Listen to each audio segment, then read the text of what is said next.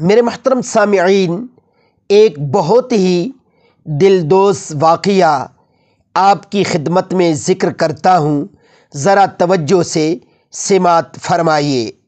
میرے محترم سامعین، ساتھ ہی آپ حضرات سے گزارش کرتا ہوں کہ میرے اسلامی چینل کو ضرور سبسکرائب فرما لیجیے اللہ کی رضا کے لیے، تاکہ آپ حضرات تک مستند دینی گفتگو اور واقعات پہنچتے رہیں۔ جزاکم اللہ خیرا واحسن الجزا۔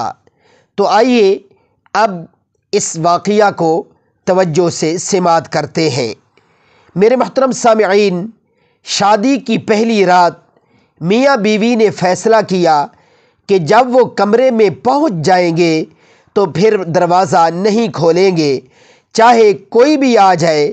ابھی دروازہ بند ہوئے تھوڑی ہی دیر ہوئی تھی کہ دلہے کے والدین کمرے کے باہر پہنچے تاکہ اپنے بیٹے اور بہو کو نیک تمناؤں اور راحت بھری زندگی کی دعا دے سکیں۔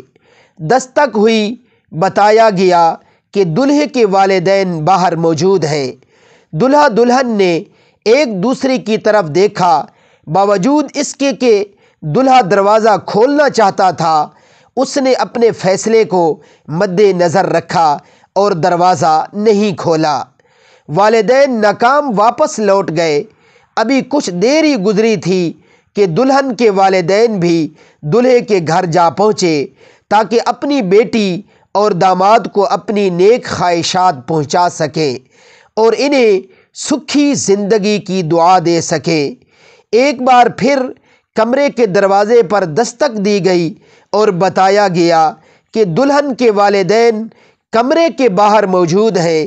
دلہا دلہن نے ایک دوسرے کی طرف دیکھا، پھر اپنا فیصلہ ذہن میں تازہ کیا۔ باوجود اس کے کہ فیصلہ ہو چکا تھا، دلہن کی آنسوؤں بھری سرگوشی سنائی دی۔ نہیں، میں اپنے والدین کے ساتھ ایسا نہیں کر سکتی، اور فوراً دروازہ کھول دیا۔ شوہر نے یہ سب دیکھا مگر دلہن کو کچھ نہ کہا، خاموش رہا۔ اس بات کو برسوں بیت گئے۔ ان کے ہاں 4 بیٹے پیدا ہوئے اور 5ویں بار ایک بیٹی پیدا ہوئی۔ شوہر نے ننھی گڑیا کے اس دنیا میں آنے کی خوشی میں ایک بہت بڑی پارٹی کا انتظام کیا اور اس پارٹی میں ہر اس شخص کو بلایا جسے وہ جانتا تھا، اور خوب خوشیاں منائی گئیں۔ اس رات بیوی نے اپنے شوہر سے پوچھا کہ آخر کیا وجہ ہے کہ آپ نے اتنی بڑی پارٹی کا اہتمام کیا جبکہ اس سے پہلے 4 بچوں کی پیدائش پر ہم نے یہ سب کچھ نہیں کیا؟ شوہر مسکرایا اور بولا، یہ وہ ہے جو میرے لیے دروازہ کھولے گی۔